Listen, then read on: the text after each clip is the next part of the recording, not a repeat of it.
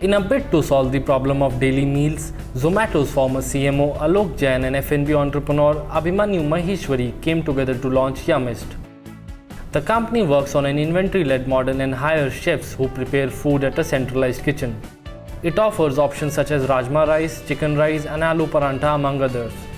Yumist currently operates in Gurgaon, Delhi, Bangalore and plans to launch in 10 cities over the next 12 months. The startup employs 140 staffers across functions and plans to triple the count by the end of 2015. How did you start Yumist and what was the idea behind it? The idea behind Yumist was to solve the problem of daily meals in India. It's been something that two of us have always wanted to solve. Being part of food tech and Abhimanyu being part of the F&B industry. We've seen enough and more solutions come out there, but mostly, all of it is sort of targeted towards the restaurant side of thing, pricey food sort of stuff. But an average Indian eats once in 10 days from a restaurant. He's got to have 29 other meals in those 10 days, right? That's what constitutes the concept of the market of daily meals. Traditionally serviced by the dabbawalas, traditionally serviced by the corporate canteens, by the home kitchens, right? Now that's a market which is very price sensitive. However, it lacks quality and convenience. And when we saw that, when our friends told us about it, when we experienced it ourselves, we thought, hey, let's do something about it. Let's build a food brand for the daily meals market at the conjunction of price, quality and convenience. That's what we're trying to do at Yumist. So how many meals does Yumist serve in a day? Any given meal time, we have two options. Okay. So that's for the customer, it's 200, 2x better than what he's been used to. So we are, as of now, doing lunch, evening snacks and dinner in most of our locations. New locations, we're going to be starting dinner. We'll be adding breakfast and stuff, but at any given point of time, you're going to be seeing two options. We have a template of a choice meal and a value meal. So value meal is your typically a thali in which we have 3 chapatis, we have rice, we have dal and we have a veggie and a homemade chutney, as opposed to giving a packaged pickle. We don't do that, we make our own chutney which we change, and the dal and the veggie change every day. That's your value meal. And the choice meal could be pretty much anything. It could be non-veg option, it could be, like I said, a green curry or a pasta or a Chinese option, or a non-veg, or it could be kadai chicken or a butter chicken. Biryani for that matter. So yeah, it could be anything that if you don't feel like a value meal on that particular day and you want to sort of want something else, then you have that choice meal. Don't you think you are competing against a very huge market? We are competing against a very huge yet very fragmented market. And you put the question in the right manner. That's like benchmarking it right. So our competition is the dabbawala, is the rediwala who's selling that 65 rupee rajma chawal, is the corporate canteen, right? And it's a market where every person going to office, he has a couple of options around these. So that way, it's a huge market. I mean, this market that we are servicing is 20 times larger than the entire restaurant vertical combined in India, right? We don't have organized competition, is the way we look at it. So think about it when we talk about one of the taxi boys, Uber or Ola coming into the market, right? When they came in, it's a 60,000 crore market, right? And they had crazy competition, yes, because everywhere there were so many taxi operators and taxis plying on the road. It was unorganized though. They came in, they organized it, right? Similarly, our market, it's much larger. So like Uber and Ola brought convenience and everything to the market. So at what the same price to point. the market? Quality and convenience at the same price points. So what is the convenience factor? Convenience is you don't have to stand in line. It arrives at your doorstep. It arrives hot. That's the quality bit. It takes few seconds to order. Delivery time is 20 minutes. We are working on stuff like, in the next few months, you're going to see how we understand you through the use of data science and sort of taking pain away out of ordering. So you'll see some our own unique take on subscriptions that we are going to do. The idea is to take away the pain of ordering daily meals from you. So it'll be going full circle, saying, hey, your meal will come to your table through intelligent use of data that tells us about who you are. How long did you bootstrap before you raised the first round from Orius? We put in like 5-10 lakhs each or something like that. Pretty much, there was money in the bank. It wasn't that. We were willing to take it all the way. We are committed to the model. We knew it's a big space, it's a big problem. We committed to it, so we could have spent more. When we started looking for investments, though, there was significant interest in what we are doing because it was clear that it's a crazy huge market. It was clear that there's no one else doing it. The only competition was fragmented.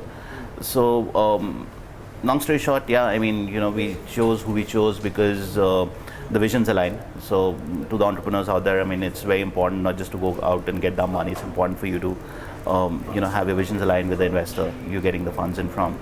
Another thing important for us at Yumist is, people who move fast sort of is also because we move really fast. So that's how we made our decision, and Orice came in with the seed round. What do you see the pros and cons between a marketplace model and a self-operated kitchen model? If you're solving the problem of daily meals, a marketplace just doesn't work because one, it leads to higher costs. You're selling something at 75 again. How do you make margins? Two, you have the product is food. Abhiman, you can go on all day about how the food quality and consistency is a big challenge when the kitchens are segregated versus owning the own kitchen and sort of owning that process and the production bit of it. The difference between Yumist and the traditional dabbawalas and the meal delivery services is technology. Technology, yes, but the definition of technology has to be taken in the right manner here. It's not just technology in terms of lines of code or programming. It's technology in terms of food science. It's technology in terms of thermal engineering. It's technology in terms of automobile engineering. I mean, there's a whole bunch of these things that we use, and we have built our entire supply chain ground up using all of this technology. Yes, that's what differentiates us. I can take a specific example here. So one part of the Yumist experience is we deliver food hot, right? Now, perfect eating temperature is 55 degrees centigrade, right? You order food from any sort of restaurant around, by the time it comes to you, it's around 35, 38. A pizza comes to you at about 42, 45. We have innovated on everything across the supply chain, like Abhimanyu was mentioning, to ensure that food comes to you at greater than 50 degrees. At the same time, without loss of moisture or texture. So quality of food is governed by all these variables, right? So we use technology in all its forms to ensure that food comes to you the way it's supposed to. So the average cost of a meal is 75 rupees. So you intend to bring it down? We will be pushing the prices down. Yeah, see, at 75, think of it this way. This market is so price sensitive that a plus minus 5 rupee means you're probably catering to a market 15% lesser or 15% higher in 5 rupees, right? So the idea would be to keep lowering down the prices at scale and capture more of the market. So in which cities is Yumist currently operational? It's Bangalore, Delhi and Gurgaon. Started with Gurgaon, moved to Delhi and recently launched Bangalore. We might add a city or two before the end of this year, but fast forward, basically, let's say in a year's time from now, we want to be in 10 cities across India. Take me through the experience when someone orders from the app. What goes behind? Sure. So when a customer places an order on the app, it hits our servers, right, which identifies the location of the customer, knowing that he falls in a particular zone. That's how we divide a city into zones and then localities. Every zone is serviced by a spoke, which is a fulfillment center. Okay. And now when the order hits the servers, it automatically directs the order to the best delivery executive in the system who can deliver the food to you, considering it'll come to you in under 30 minutes or under the promised time. It'll come to you hot. And the cost of delivery, most importantly, is lowered.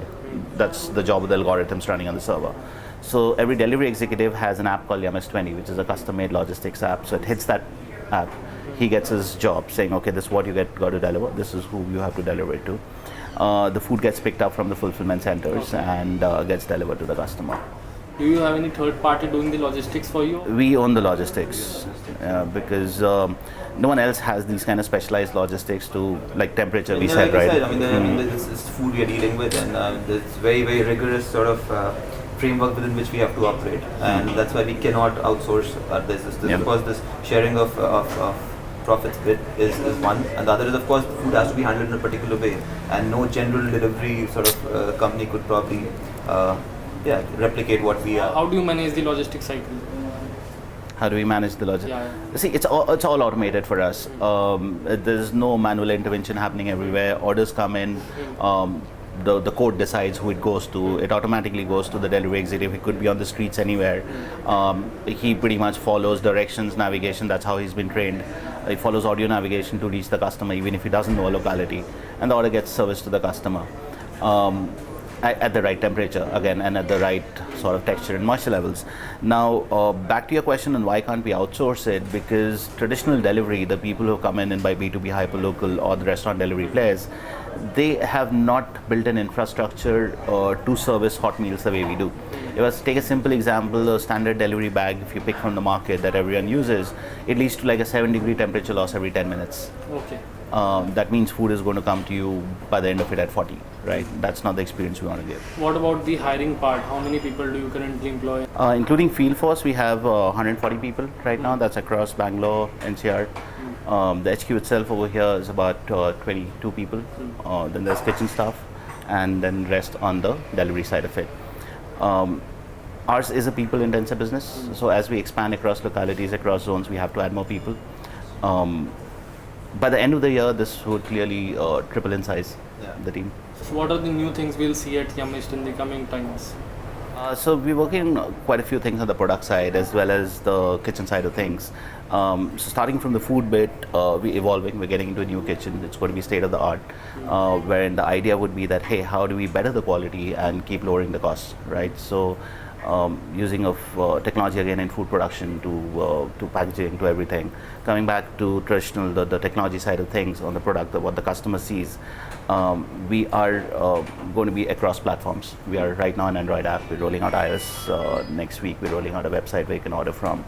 We'll have obviously Windows Phone coming out.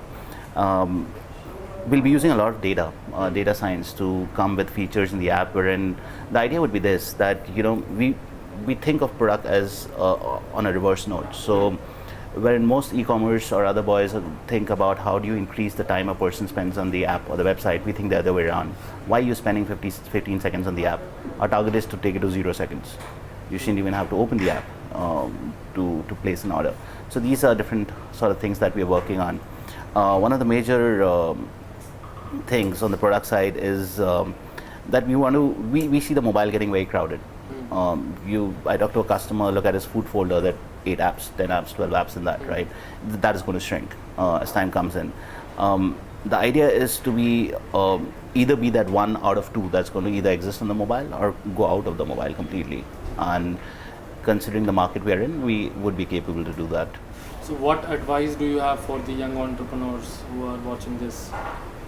Well, stay focused, don't be foolish. Pick your thing, pick a problem and solve that, and don't just run after a fundraise. You're building a business. We see many businesses, many startups out there which are doing it just for fundraising and being in the media. It's a business, you're solving a problem. One should stay true to the problem and solve that, and everything else happens. How do you see the food tech space? It's already evolving. If you actually look out there, what's happening, consolidation is bound to happen. On one side there is the marketplace, right? Marketplace is where a winner takes all, right? Then if you look at full stacks, there's enough and more that can be done. For example, if you look at NCR, there are 12,000 restaurants out there serving food, right? Now, if someone comes in the gourmet category as a food tech player, it's pretty much another restaurant on the cloud, right? So what's going to happen is 5 years, 10 years down the line, that a lot of the restaurants out there are just going to be kitchens in the cloud. Because of the convenience, because of the quality, people are going to start ordering from there, right? That's going to evolve. So that's not a winner takes all market. That is where people like us and people like others are going to coexist. How in every single space there could be just 1 or 2 players, every single vertical. We picked our vertical because one single vertical is larger than the entire restaurant industry combined, right? So yes, there will be consolidation. Yes, fewer players will finally remain, but it's all good for the customer, all good for the... Do you think that VCs are no more interested in funding the food tech startups? One cannot just pass a judgment like that. There are enough and more capital out there in the world. There's foreign capital willing to come to India from all parts of the world, and there's new Indian funds coming out. Angels are getting more aggressive. There's so much capital out there. If you're doing something right, you're sticking to the basics, people want to fund you. If you just go after, for lack of a better term, social traction without building fundamentals, obviously no one's funding you. So yeah, I'm not going to say that the money is drying up. Right? There's a lot happening on food production side of things. Traditionally, for example, how restaurants have produced food, it has been standard that your food cost is going to be 35%, 40%. A lot of new technology is coming in terms of food production that allows you to not just reduce your OPEX on producing the food, how do you consume less gas while production, how do you improve the quality of the food, utensils which are actually carved out to get you better output, better yields, hence lower costs and stuff like that. And if you talk about the other side of technology, again, programming, that's obviously come in really helpful in terms of lowering delivery costs, improving customer experience, whether it's hyperlocal delivery of groceries or packaged food or any of that stuff, right? It's helping the ecosystem, the industry evolve as a whole, which is great for the customer. And this lead to a lot of convenience, which is good for all of us. Thanks for talking, Alok. It was great Thanks. talking to you. Thanks.